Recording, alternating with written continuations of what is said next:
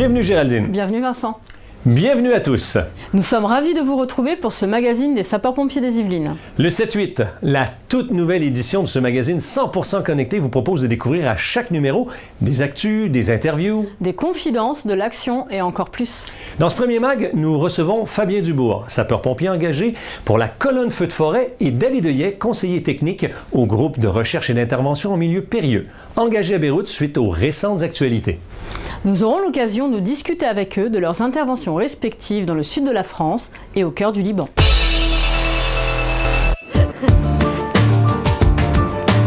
Oui.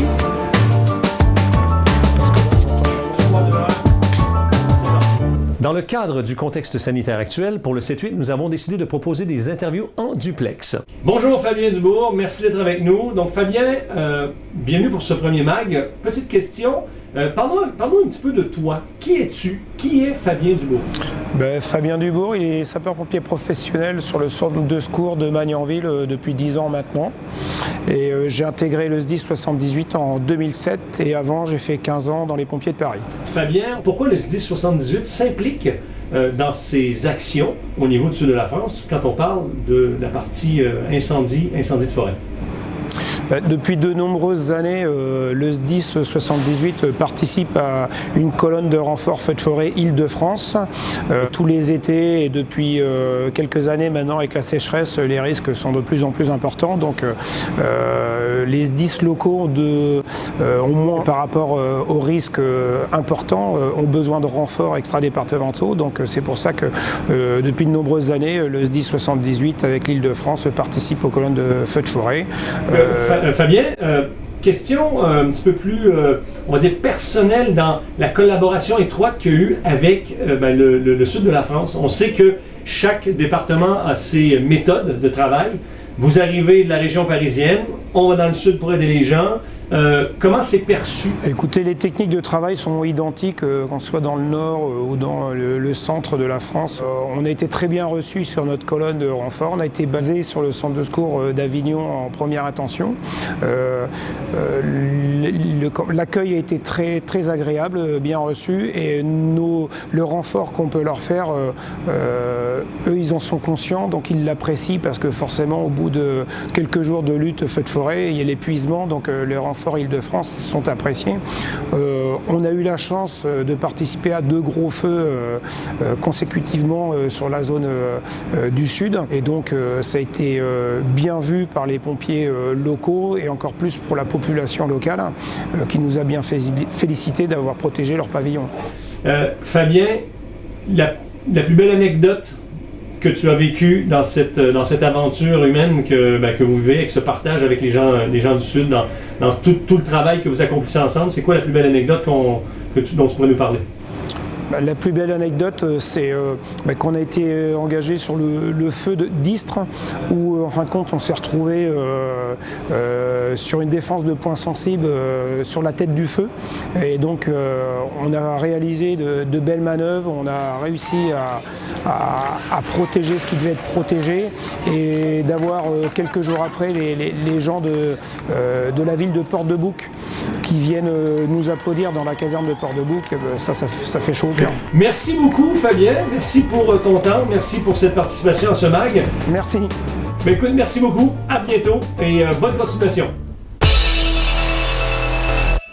À chaque mag, nous vous proposons de découvrir nos invités au travers d'un petit jeu de questions-réponses. Derrière le soldat, il y a un homme. Découvrons ensemble David Heuillet.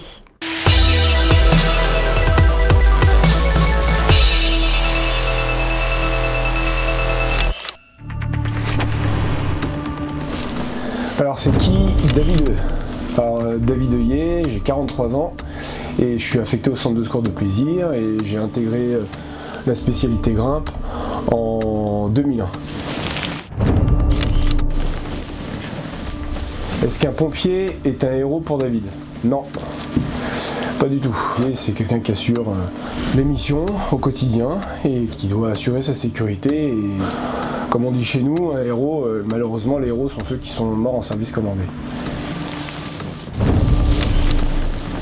C'est quoi le prochain défi pour David? Eh bien, mon prochain défi, c'est d'être officier de sapeur-pompier. David, lorsqu'il n'est pas en uniforme, il fait quoi? Il s'occupe de sa famille et il prend des cours de pilotage sur hélicoptère. David, raconte-nous une blague. Des blagues, j'en ai plein. Question à la con. David a-t-il des regrets? Non, pas du tout. J'ai jamais eu de regrets sur tout ce que j'ai pu faire jusqu'à maintenant.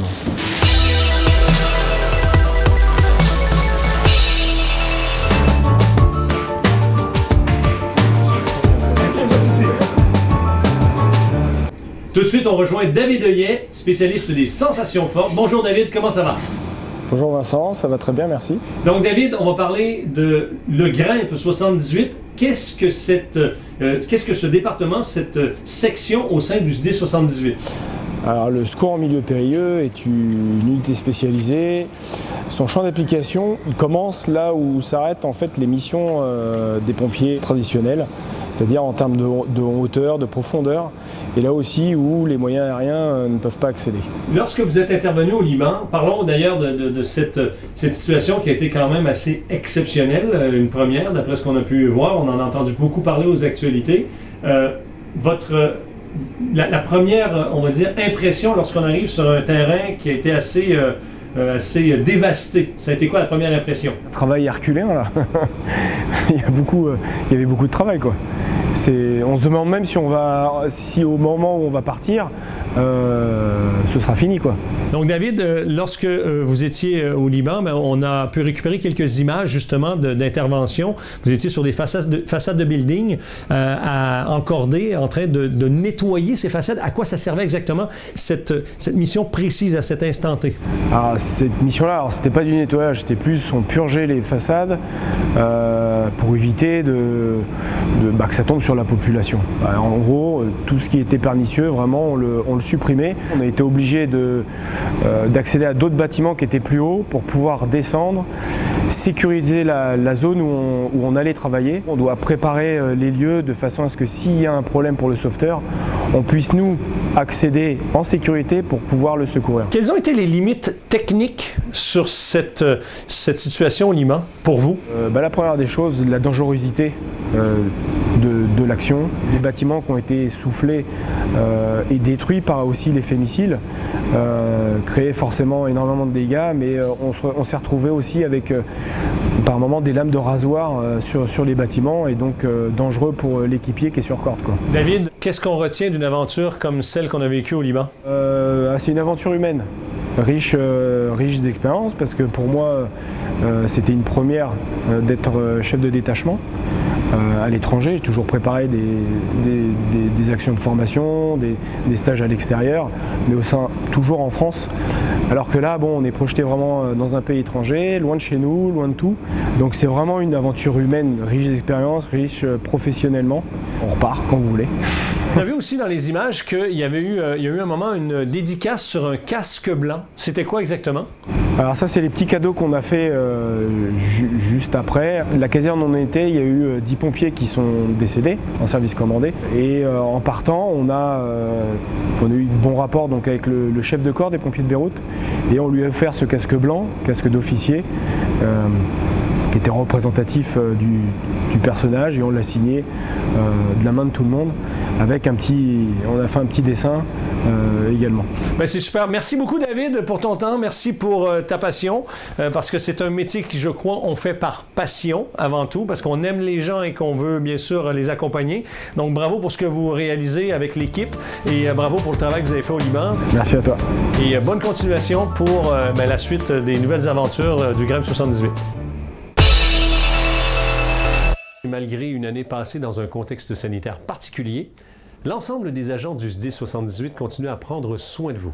Continuons à rester solidaires et à appliquer les gestes barrières. Merci. À très bientôt.